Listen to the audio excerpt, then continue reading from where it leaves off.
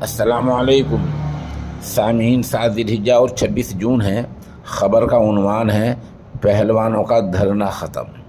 خبر تفصیل سے سنیے۔ بھارتی کشتی سنگھ کے سابق صدر برج بھوشن سنگھ کے خلاف مظاہرہ کر رہے پہلوانوں نے احتجاج ختم کر دیا ہے۔